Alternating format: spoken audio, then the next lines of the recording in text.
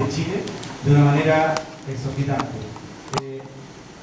El Estado se ha retraído de la posibilidad de planificar. Le ha dejado la iniciativa al privado de poder construir. Este es el Estado, pero con la ayuda de los privados. Porque los privados son los que construyen. El Estado entrega un voucher económico a cada familia para acceder a vivienda social. Para los grupos medios hay crédito hipotecario, crédito de vivienda, a bajas tasas. Chile, bueno, el modelo neoliberal, nos pusieron a todos con la posibilidad de endeudarnos. Es decir, la deuda crediticia del chileno es altísima. Ese es el ciclo, ese es el binomio. Vivienda privada, acceso privado al crédito, autorruta pagante, y el Estado, al retraerse de la planificación, le dijo al privado: si usted quiere construir más allá del límite urbano, usted tiene que prever todos los servicios. La externalidad negativa. Y el privado dijo: muy bien, yo me hago cargo de los colegios privados, yo me hago cargo de la salud privada, yo me hago cargo de la locomoción colectiva privada. Por lo tanto, el privado gana en todo. Si el Estado no se compromete a dar servicios básicos a cada vez que planifica, vamos a tener un descalabro de ciudades. Vamos a tener un gran problema de calidad de vida, tanto en el mundo rural como en el mundo urbano o de ciudades intermedias.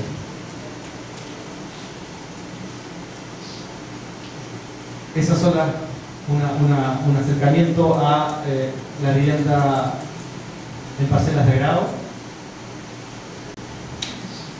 Esa es la forma en que se ve desde la carretera, es decir, no se ve la intervención en los campos. Pienso que sucede lo mismo acá en Brasil. La privatización del IT, aquí un condominio del año 2008, no muy desarrollado, que se encuentra a 1 hora de Santiago, 1 hora y media de Santiago. Por lo tanto, aquí está el reflejo de que el tiempo sí importa, el tiempo de desplazamiento sí importa a la hora de localizarse en las afueras de las ciudades. Esto es una vivienda, una residencia principal de una ciudad periférica de Santiago, una ciudad de 150 habitantes, una ciudad de Melipilla. Otros ejemplos de condominios de parcelas de grado cerradas. Y la pregunta es sobre los nuevos desafíos, las nuevas poblaciones rurales y su impacto en la subjetividad de la calidad de vida. Hay una encuesta que se hizo a nivel PNUD, en 2006 hizo una encuesta a Chile Rural, se llamaba, y hizo una encuesta de carácter cualitativo. Y aquí hay rescaté esto porque hay algo interesante sobre el binomio o el modelo económico neoliberal, en donde un grupo de pequeños productores hace el comentario sobre este tipo de tierras. Van a vender su tierra no para agrícola, van a sembrar casas. Es decir, ahí está el concepto de no vamos a sembrar producción agrícola, pero sí vamos a sembrar casas como si también fuera un producto. En la concepción y la representación de que hay alguien que está comprando la tierra para sembrar casas. Porque hay una ganancia, obviamente, en eso. Y muy interesante cómo lo explicita este grupo de productores. Y esto es lo más sorprendente que me gustaría mostrarles para contribuir al diálogo con respecto a la ruralidad y a la urbanidad. En 2007 se hizo una encuesta y una de las preguntas que más a mí me llamó la atención es que le preguntan a los encuestados: pensando en su vida, ¿usted diría que es una persona rural, es una persona urbana o un poco de ambos? Y aquí está el tipo de localidad. Pueblo, según los censos de Chile, algunos pueden ser pueblos rurales o pueblos urbanos, pero es muy poca gente. Estamos hablando de 500 habitantes, pueden ser 1000 habitantes o pueden ser hasta 2000 habitantes o más. Una aldea es de muy poca población. Estamos hablando de 500 personas, pueden ser 200 personas en el medio rural. Y un caserío es el asentamiento disperso. Es decir, no hay continuidad de las casas y es un hábitat disperso. Lo sorprendente es cómo respondieron. El 68% en los que se consideraban pueblo se considera totalmente urbana o un poco urbano y un poco rural. En lo que son las aldeas, el 47% de la población se clasificó como totalmente urbana o un poco urbana y un poco rural. Y en los caseríos, el 51% se categorizó como totalmente urbana. Bueno, obviamente los porcentajes de urbanos son menores, pero un poco rural y un poco urbano. Entonces, con ese nivel de percepción, ¿qué hacemos nosotros los investigadores que estamos encargados tal vez de ayudar a los políticos, si se puede, en definir algunas políticas para los rurales? Si nosotros no ni siquiera entendemos cómo ellos se sienten y qué necesitan. Entonces las relaciones y las nociones entre lo rural y lo urbano no permiten del todo objetivar fácilmente las relaciones entre campo y ciudad, desde mi perspectiva y desde esta realidad. Es decir, hoy día lo rural no necesariamente lo es el campo. Hoy día lo urbano no necesariamente es una ciudad. Entonces tenemos un problema de criterio. Aquí la pregunta no es cuál criterio ocupamos, pero sí necesitamos algún tipo de acción sobre eso, porque en el modelo, como yo les contaba, chileno, vamos a tener un problema de servicios a estos niveles, inclusive a estos, producto de la forma en que estamos construyendo ciudades y estamos generando el binomio sector inmobiliario, crédito y movilización y movilidad. Cualquier aumento de ingresos de las poblaciones fuera del área metropolitana, ya sea en localización habitacional, ya sea por desplazamiento a otros sectores del territorio, van a ser cooptados por el mundo privado, es decir, en transporte, en salud y en educación. Si todo se transforma en un mundo privado, en donde el Estado poco y nada hace en términos de poder incorporar infraestructura y servicio público gratuito, vamos a tener un problema en donde la gente va a tener dinero, pero no va a surgir, no va a tener capacidad de ahorro y va a vivir siempre teniendo un límite o un techo para la existencia. Es decir, alguien se está llevando la acumulación de su aumento de nivel de vida. Eso es un binomio rural en la región metropolitana. Tal vez porque tienen luz o porque tienen una vereda se sienten urbanos. No lo sé. Pero ahí hay un tema de representación que es lo que hablaba el profesor ayer, el profesor Moreira, sobre, bueno, parece que urbano es ser bueno, es mejor que ser rural, obviamente. ¿Ah? Parece que sentirse urbano es mejor, da más estatus, tal vez porque los antiguos hacendados del sector eran también de la élite urbana, tal vez, no se sabe. Son otros temas de estudio de carácter cualitativo. Vivienda social al estilo un poco más antiguo, antes de la invasión total de los conceptos neoliberales, las canchas de fútbol, la sede social y por el otro lado aquí hay un colegio público. Ese era un poco el sistema que se utilizaba antes, donde el Estado construía y además ponía a los inicios de los 90, a los inicios de los gobiernos de centro izquierda. 20 años después, la centro izquierda le entregó la iniciativa al sector privado. Era más fácil, parece. La habitación del conjunto de viviendas sociales para clases medias bajas. Esto es una localidad periurbana de Santiago, en donde el nivel socioprofesional de aquí son empleados de servicios terciarios, son técnicos medios, son empleados de comercios, en donde lo más probable, porque la ciudad no lo permite, todo el mundo que trabaja aquí trabaja en Santiago, o sea, se demora alrededor de 1 hora y media, 2 horas en locomoción pública o colectiva, pero lo más probable es que cada uno tenga un pequeño autito, porque tenemos acceso al crédito. Por lo tanto, nos compramos nuestro pequeño autito y vamos a la autorruta y pagamos para llegar como llega el gran el gran profesional o el gran político a su trabajo al centro de la ciudad de Santiago. Yo veo rural también, mi expertise no es la fotografía. Algunas fotografías que no son de muy buena calidad por los tiempos en que se fueron sacar. Entonces, para resumir un poco, el mundo rural chileno a nivel cualitativo, según esta encuesta, hay un nivel de ingresos limitado y hay trabajo para todos, pero no se gana mucho. O sea, permite vivir dignamente, pero no hay una proyección real.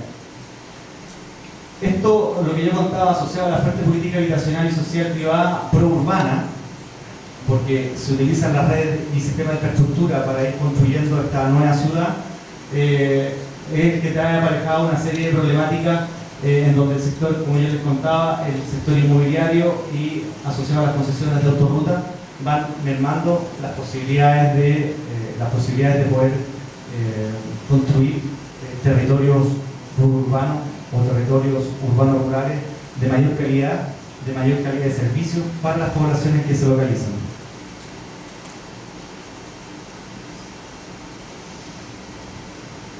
Aquí solo manifestarles que esto, el PNUD ya lo había manifestado en términos de que la ruralidad actual se articula en una nueva relación entre ciudades intermedias, campos productivos y nuevas actividades poblacionales.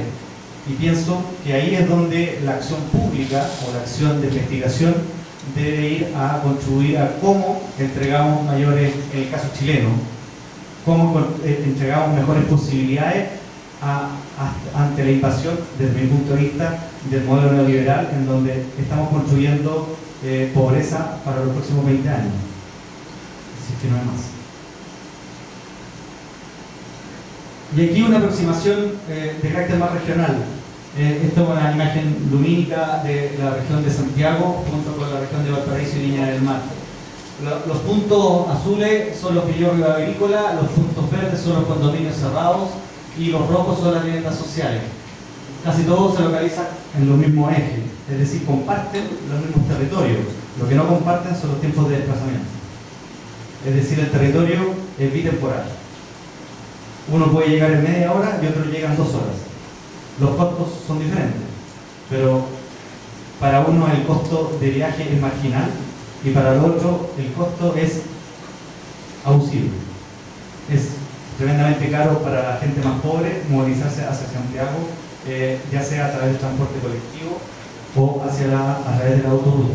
Por lo tanto, los costos de poder emprender cualquier actividad, los costos de ir al médico, los costos de ir a cualquier parte son altos. Por lo tanto, hay una ciudad bipolar y muy segregada. A esto le quisimos agregar los tiempos de desplazamiento, y estas son, y no, para no entrar en detalle, la última corona son 55 minutos de tiempo de viaje desde Santiago, desde un punto central de Santiago. Y eso refleja, y lo que quisimos mostrar aquí es un área funcional. Es decir, las áreas metropolitanas, si que la miramos desde perspectiva funcional, pueden exceder más allá que la unidad administrativa. Y eso, desde mi perspectiva, es algo bastante claro. Es decir, hasta donde se producen los flujos de personas en el cotidiano, podemos entenderla como un área funcional a la área metropolitana. En este sentido, tenemos un espacio que se va a tocar, porque si hacemos el mismo trabajo, que ya lo hicimos, pero no está en esta imagen, desde Viña del Mar y Valparaíso hacia acá, nos encontramos que Curacaví es el punto de encuentro de los dos tiempos. Curacaví ha crecido inmensamente, porque está en el pivote de las dos regiones. Es interesante mostrar esto en la medida que, al parecer, entre lo rural y lo urbano, más que entre lo urbano y lo rural, el problema está entre lo urbano y lo urbano. ¿Cómo entendemos lo que está entre lo urbano y lo urbano? Entre metrópoli y metrópoli. Hay un autor francés que en 2010 para la realidad francesa habló de la interterritorialidad, obviamente aduciendo a la realidad francesa y europea, manifestando que si bien era importante preocuparse de las metrópolis, en los próximos años, producto de la crisis económica, la crisis del automóvil, la crisis del combustible, al parecer íbamos a tener que preocuparnos de los interterritorios a donde la gente, por lo menos en Europa, ya se fue. En Europa la gente vive en el rurro urbano, con vida, con calidad de vida y con sistemas propios de vida, con dinámicas propias. Las ciudades intermedias tienen dinámicas propias, que no es el caso por lo menos en Chile. Y la pregunta que nosotros nos hacemos finalmente es ¿cuál es la movilidad que deseamos? En la movilidad que deseamos están los estilos de vida. ¿Cómo nos queremos movilizar? ¿Qué queremos hacer? ¿Nos queremos movilizar? ¿Nos queremos ir a vivir al periurbano para tener que viajar todos los días a Santiago? ¿O nos queremos ir a vivir al periurbano para generar un tipo de vida periurbana, un tipo de vida urbana, con una dinámica propia? Porque hay varios escenarios posibles. O nos vamos todos a vivir al periurbano y viajamos todos los días a la ciudad central, congestionamos todas las calles, pero ¿qué va a pasar el día que el combustible se acabe? ¿Qué va a pasar cuando las autorrutas cobren más y más por desplazarse? Cuando nos cobren por el tiempo, porque finalmente eso es lo que pasa, nos están pidiendo tiempo, nos cobran por el tiempo. Esta sociedad, el modelo neoliberal nos pide que no pensemos y que valoremos el tiempo. Entonces la pregunta que sigue es ¿cuál es la movilidad que estamos construyendo? En el caso de Chile, estamos construyendo una movilidad que va destinada al fracaso. Estamos construyendo una movilidad sin servicio. Estamos construyendo una movilidad sin infraestructura. Estamos construyendo ciudades intermedias sin los servicios adecuados. A pesar de que en los últimos 20 años en Chile las ciudades que más han crecido son las ciudades pequeñas y las intermedias. La idea de la metropolización en Chile es real, existe una metropolización, pero no es tan fuerte como en otras realidades latinoamericanas. Algunos autores hablan de que es una falacia. Santiago crece menos en migración neta que el resto de las ciudades de Chile. Las ciudades intermedias son las que más han crecido en los últimos 20 años y no le estamos proveyendo de servicios, no le estamos proveyendo de infraestructura. ¿Por qué? Porque hay un tema de demanda y de mercado objetivo, es decir, ¿dónde está el Estado proveyendo los servicios para que la calidad de vida de esa ciudad intermedia sea efectivamente irradiadora de desarrollo y de progreso hacia áreas rurales?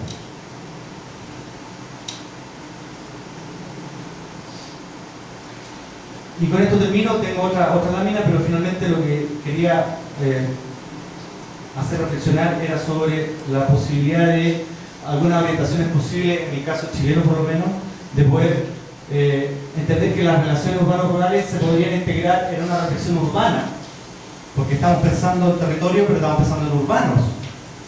Estamos pensando en urbanos. En un caserío, el 50% nos dice que se sienten urbanos. Por lo tanto, la reflexión es de carácter de servicios urbanos. Es necesario pensar en eso. Ahora, eso en una base de economías territoriales. Hoy día la economía no es solamente agrícola, es rural, la economía es urbana. Por lo tanto, pensar en una economía del territorio podría ser más amplio desde la perspectiva de las metodologías para poder establecer dinámicas más fructíferas. Otra orientación, profundizar en investigaciones de la relación funcional entre los niveles administrativos, bueno, va de la mano con la primera, funcional entre los niveles administrativos y la necesidad de la población actual y sobre todo futura. El cambio de los perfiles socioprofesionales de la ciudad intermedia está cambiando, por lo tanto son otros tipos de servicios que van a ir necesitando esa población, servicios superiores, universidades. Chile no ha creado ninguna universidad pública en los últimos 20 años. De hecho, se han privatizado. No hay universidades públicas en todas las capitales regionales, no lo hay. No hay universidades públicas en todas las capitales regionales. Caso de comparación con respecto al caso brasileño, bueno, obviamente las magnitudes son diferentes, pero es algo a reflexionar en torno a la realidad chilena. Y finalmente, profundizar los estudios tanto cuantitativo como cualitativo de los sistemas de ciudad y pueblos medios y pequeños y su relación con los servicios de infraestructura y los niveles de vida. finalmente la orientación final de hacer esto no es solamente por una orientación de ciencia regional, es porque en eso está la diferencia entre la gran pobreza, entre comillas, de la población rural chilena y la población que concentra la mayor cantidad de ingresos en Chile. Es a través del mejoramiento de las condiciones de vida de la gente más pobre que vamos a tener un mejor país. Gracias.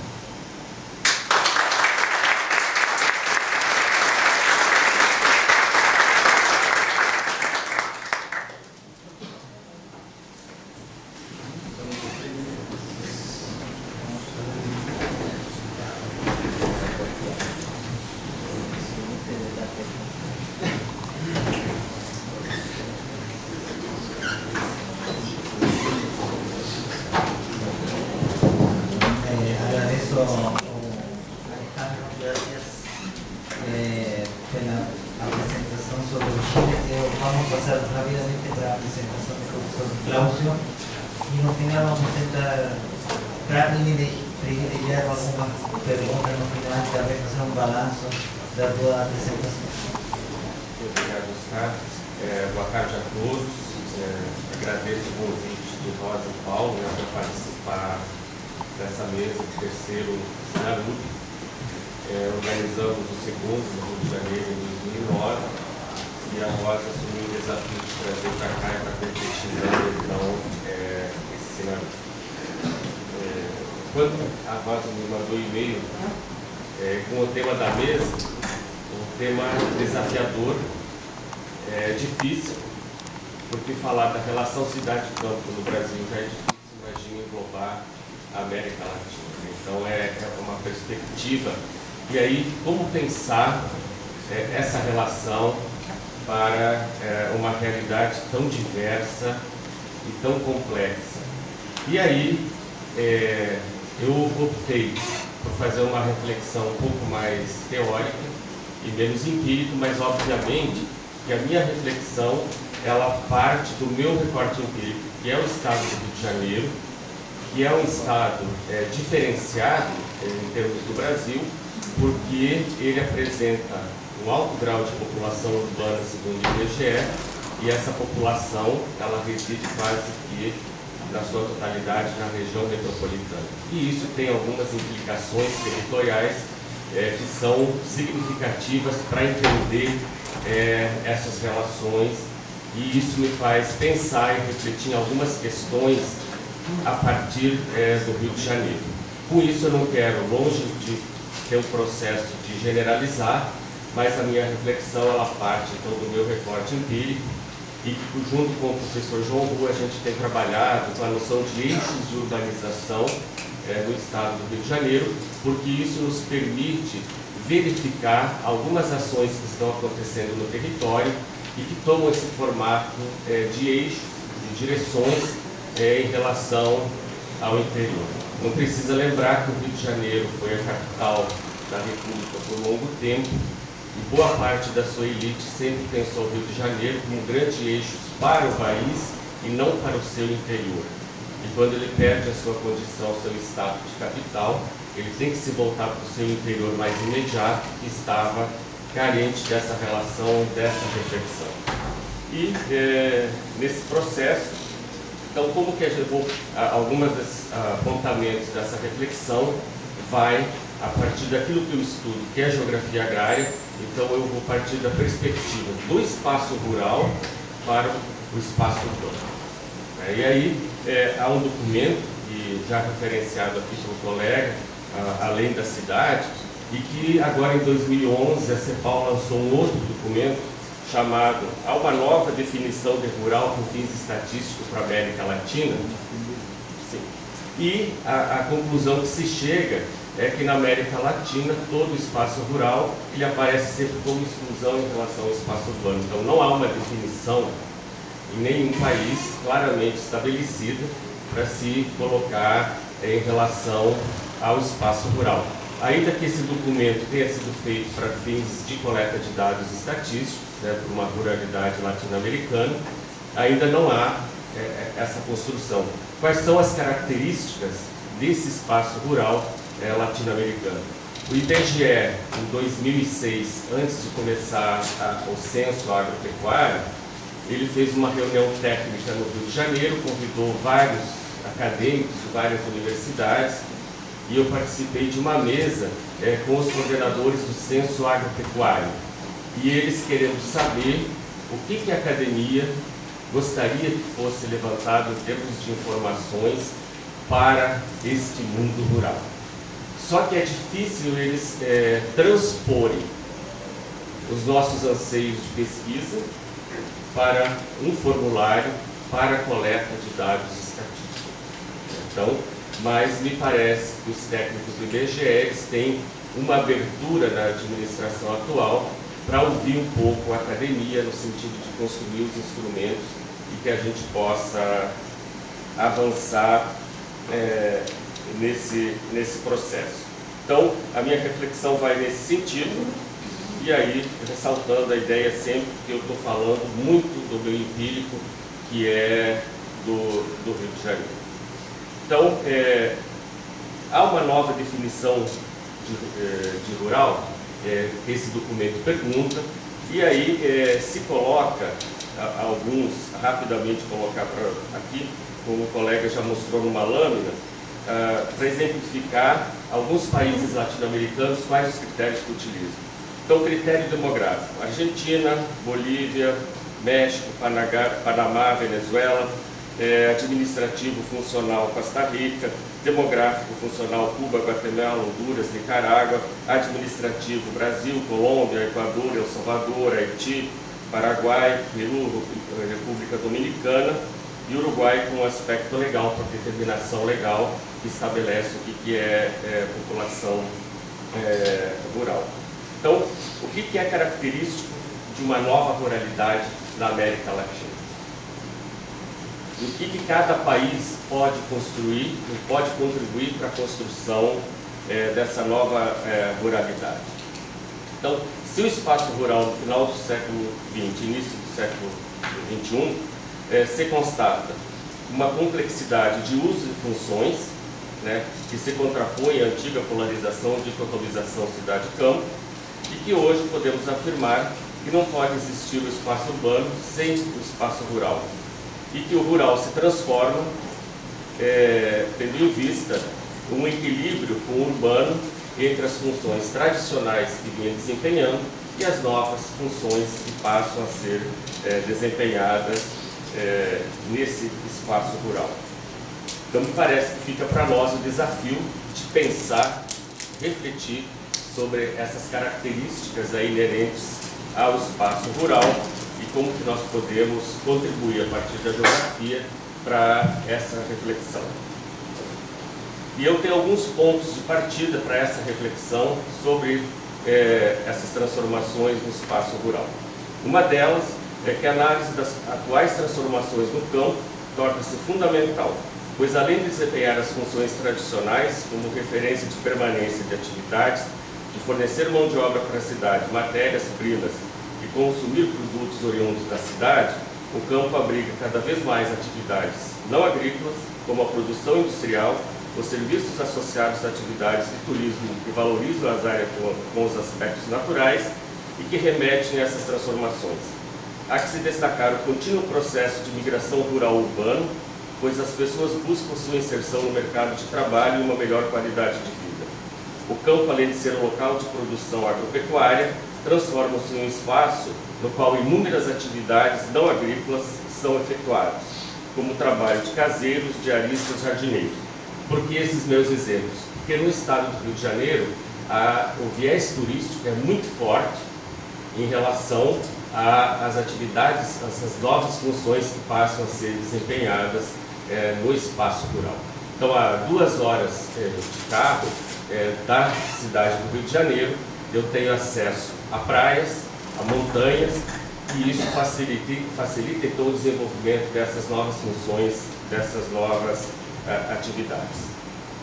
Segundo, o espaço rural torna-se fortemente marcado pelo conteúdo de técnica e capital, representado pelos complexos agroindustriais, pelo agronegócio, e corresponde ao espaço da produção agrícola, fruto da Revolução Verde, da modernização da industrialização da agricultura, ou como denomina Denise Elias, a difusão do agronegócio globalizado explica, em parte, a expansão do meio técnico-científico informacional e a urbanização em diferentes áreas do país.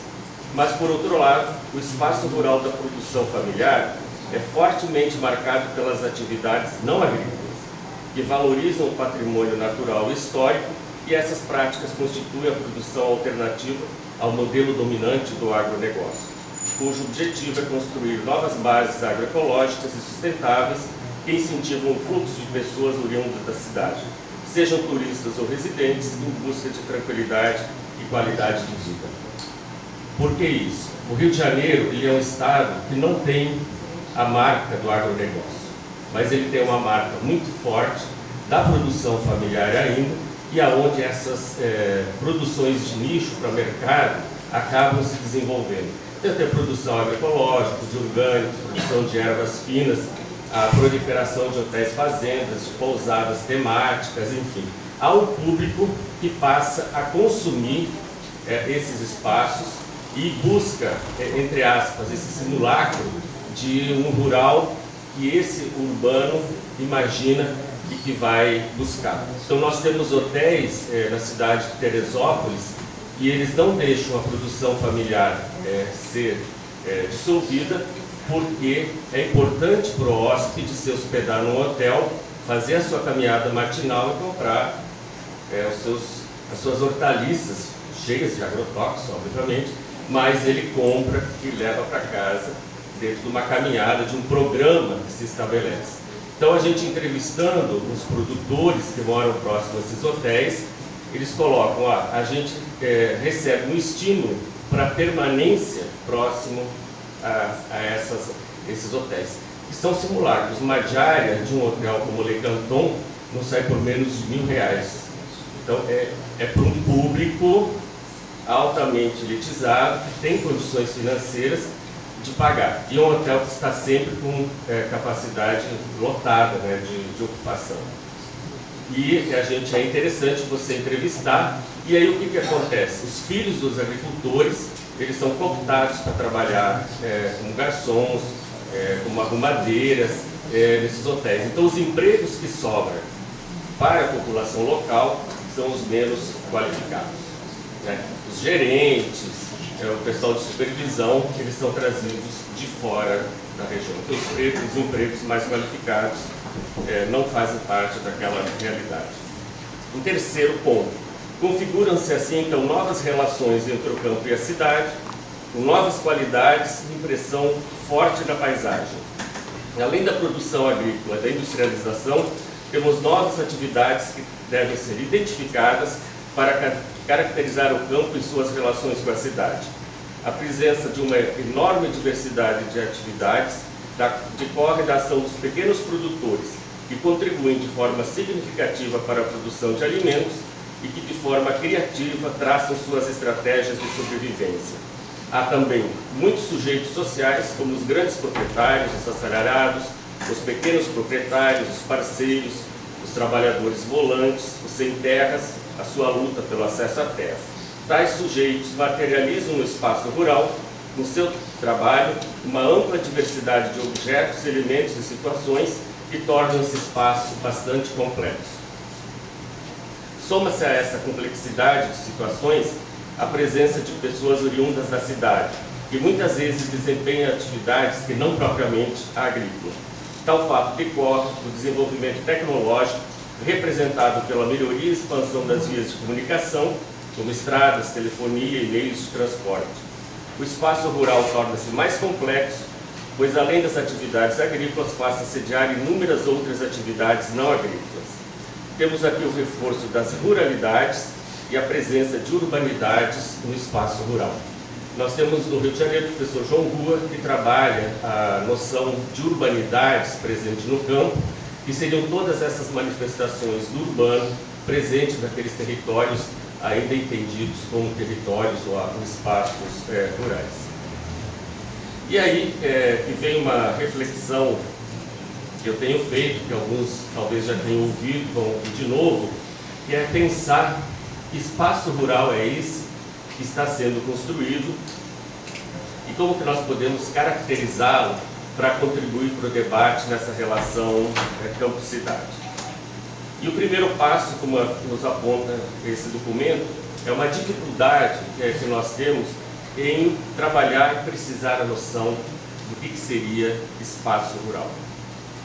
E aí, para quem gosta da temática, tem um livro de um geógrafo inglês, o Michel Woods, que é um autor que eu tenho utilizado, que eu gosto muito, que se chama Geografia Rural, ele já escreveu outras coisas, e que ele sugere que se faça uma pesquisa, como apresentado pelo colega do Chile, que se pergunte para as pessoas como que elas se veem em relação a o que elas são.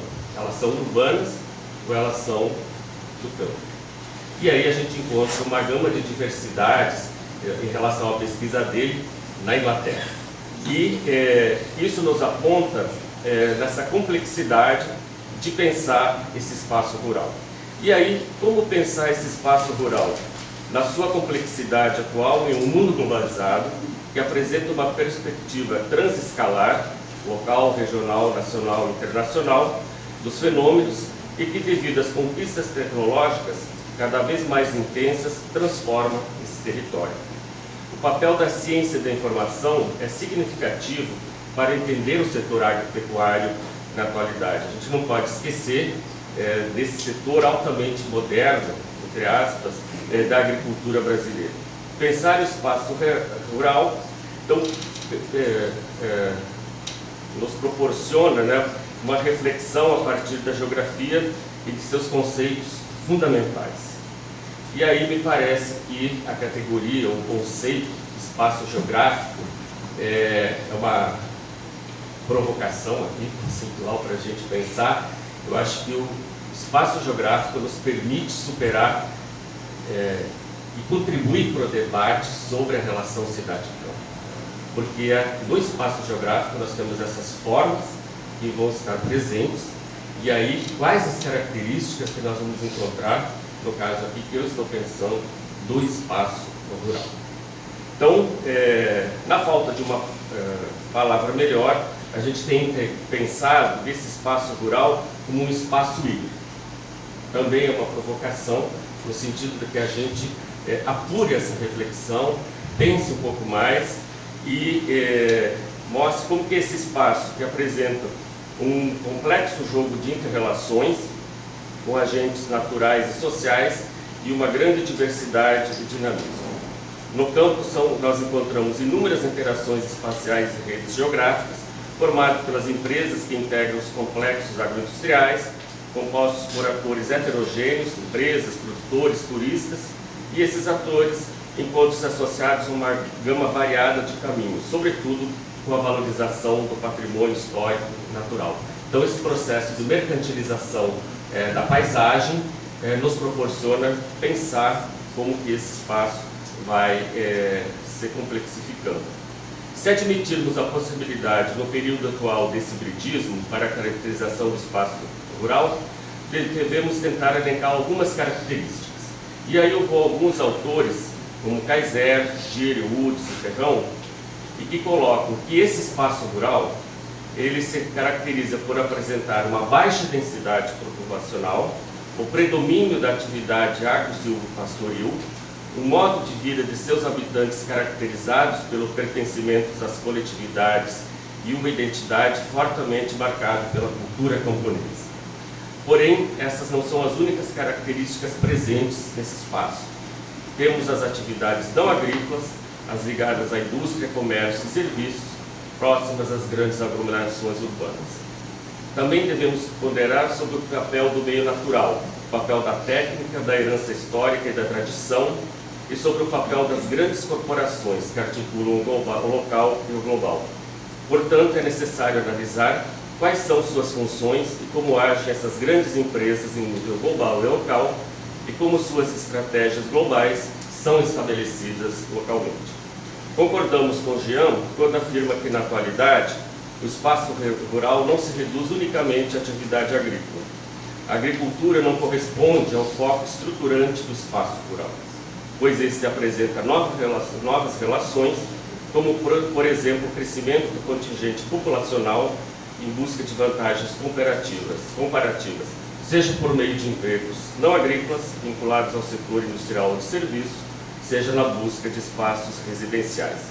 Assim, o espaço rural, de uma função predominantemente agrícola, passa a apresentar outras funções.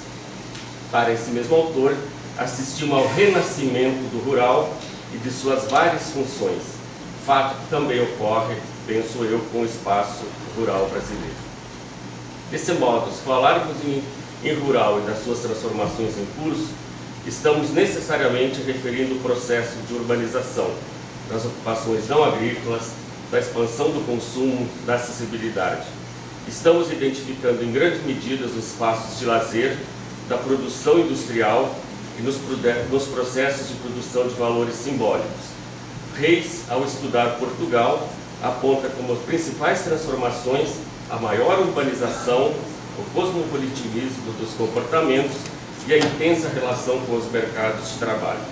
E concordamos com esse autor quando ele afirma que parece claro que as mudanças no meio rural e a maior territorialização das práticas socioeconômicas comportam uma mais intensa relação das práticas socioeconômicas. Relação quer com políticas públicas, quer com agentes externos que seguem essas políticas. Esta dupla abertura do espaço rural, a que lhe é trazido por agentes externos, que provocam e o procuram segundo novos interesses e novas ultratividades, e a que resulta da própria metamorfose dos agentes originariamente locais. É com certeza o grande traço de novidade para o que aí vem. Resta, pois, continuar a observar de que modo a abertura e mudança geram novas mudanças. Então, dessa forma, como caracterizar o espaço rural e suas múltiplas funções? Como atividades agrícolas e não agrícolas, como podemos iniciar caracterizando o campo brasileiro a partir de suas grandes marcas, os complexos agroindustriais, a produção familiar, a luta pela terra e como se estabelecem essas relações com a cidade. Assim, se por um lado a produção agrícola beneficiada pelas linhas de crédito destinadas principalmente ao mercado externo e integrada às grandes empresas internacionais, foi se expandindo, ocupando grandes áreas de terra, uma forma imposta de gestão de produção e comercialização de alimentos em escala mundial. Os territórios rurais foram sendo incorporados a uma divisão técnica do trabalho que resultou na concentração da terra e na implantação de monoculturas, com o uso intensivo do solo, recursos hídricos e genéticos, com a perda da biodiversidade, com a homogeneização das paisagens rurais e com o desprezo dos sistemas agroalimentares locais. Por outro lado, além da produção moderna integrada aos mercados globalizados, temos também a presença expressiva da produção de base familiar no meio rural. Na busca de sua reprodução e sobrevivência, a produção familiar tem apresentado características como o trabalho em tempo parcial, em face da diminuição da jornada de trabalho, favorecido pela incorporação de tecnologias na produção, ou seja, a liberação de membros da família para exercerem outras atividades agrícolas e não agrícolas, complementando assim a renda familiar. Este fenômeno, denominado de pluriatividade, se expandiu e que passa a ser muito estudado também no Brasil, me parece que é apenas uma sobrecarga em relação ao produtor familiar. Eu não vejo na pluriatividade uma estratégia como política pública para solucionar o campo brasileiro. Me parece apenas uma sobrecarga. Então, se a pluriatividade pode elevar a renda no meio rural, diversificar as fontes de renda, contribuir para a geração de empregos e reduzir a migração campo-cidade, me parece que é mais uma estratégia adotada por essas famílias do que propriamente ser utilizada como uma política pública. Entre as atividades não agrícolas presentes no campo, na atualidade, merecem destaque as atividades turísticas, devido à proliferação de áreas de lazer.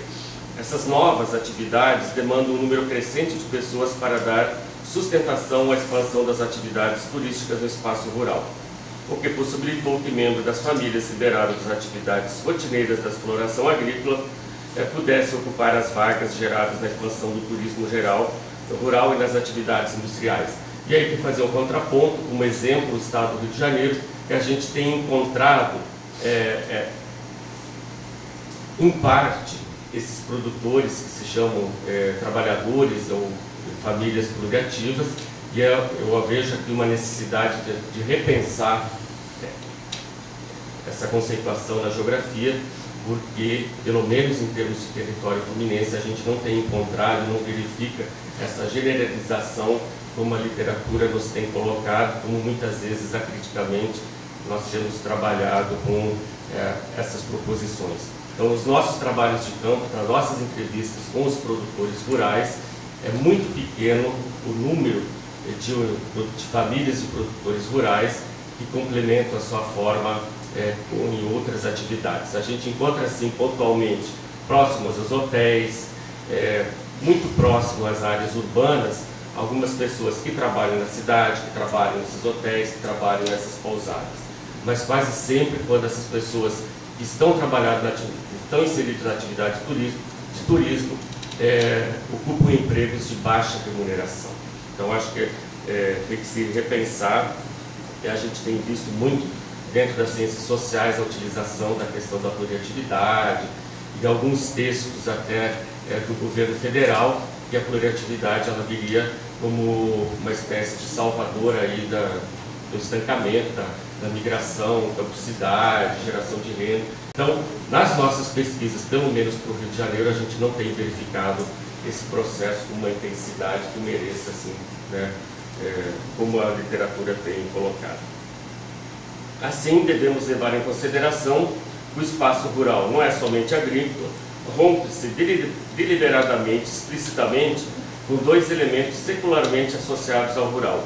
Sua função principal não é mais necessariamente a produção de alimentos e nem a atividade predominante é agrícola, reforçando assim a noção de hibridez do espaço rural. A dimensão não agrícola vem aumentando, muitas vezes associada à noção de patrimônio com a renaturalização da paisagem. Enfatiza-se a preservação e a proteção da natureza, valoriza-se a busca da autenticidade dos elementos paisagísticos locais, a conservação e a proteção dos patrimônios históricos e culturais, o resgate da memória e da identidade.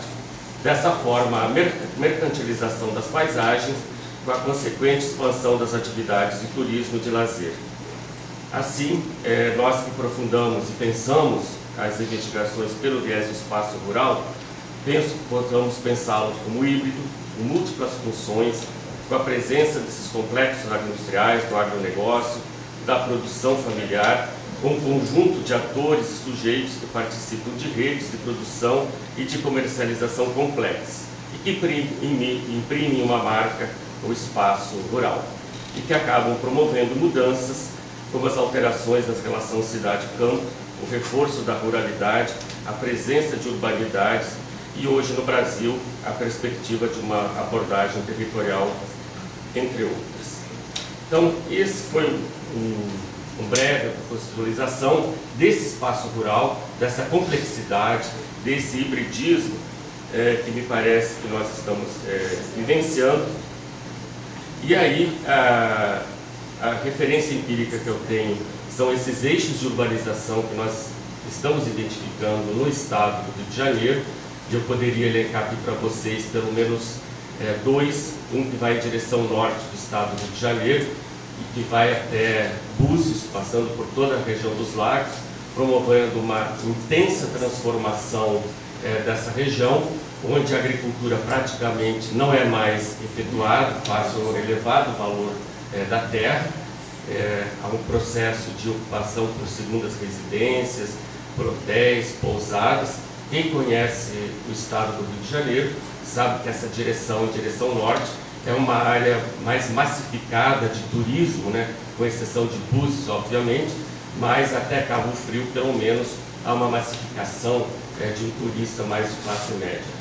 Ao contrário da região sul do estado, em direção a Angra, Paraty, onde há um turismo mais elitista, com a construção de resorts, de condomínios fechados, enfim, há ainda um outro padrão aí de turismo. E um outro eixo que vai em direção a Teresópolis e Friburgo, que é a nossa região serrana, onde nós passamos, tem uma área fortemente marcada pela produção familiar, com pequenos proprietários, arrendatários, parceiros meeiros, enfim, há uma grande diversidade de atores que fazem parte dessa agricultura, que abastece a região metropolitana do Rio de Janeiro com os produtos olerícolas, mas que também passa por um processo grande de transformação pelo consumo dessa paisagem pelos turistas. E aí a proliferação de hotéis, de pousadas, de restaurantes, enfim, de possibilidades de atração desse ser metropolitano. Então assim o rural torna-se cada vez mais diferente do agrícola e ao mesmo tempo o distingue-se a cidade urbana, explicitando a crescente complexidade que marca tais relações. O rural e o urbano fundem-se, mas sem se tornarem a mesma coisa, já que preservam suas especificidades.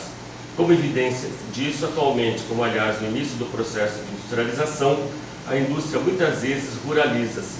Hoje em dia, o serviço se estende ao campo, reforçando aquilo que chamaremos de urbanidades no rural.